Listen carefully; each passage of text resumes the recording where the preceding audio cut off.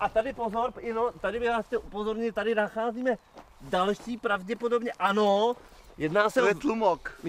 děkuji, jste mimořádně bystrá, jedná se o takzvané žebradlo nebo somradlo, somračka, podle různého nářečí, různě se to jmenovalo, původně to byl samozřejmě obal na plynovou masku, se kterou se zkoušelo na takzvaných branných cvičeních. Děkuji, tady další exemplář, to je vojenský mantl, známý také původně z výstroje Československé lidové armády, zvaný vzorek 55, on se potom samozřejmě nacházel také velice často jako výbava trampů, chatařů. A zde máme koženou bundičku, to možná, kdybyste si mázala nějakým krémem, tak byste mohla jistě výhodně prodat někde v bazaru.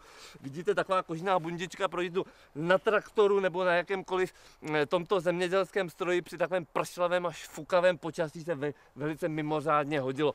Takže zde jsme viděli alespoň takový jako krátký vlastně takové naleziště, takový výčet těch předmětů, které se zkrátka při chmelových brigádách používaly na denním použití.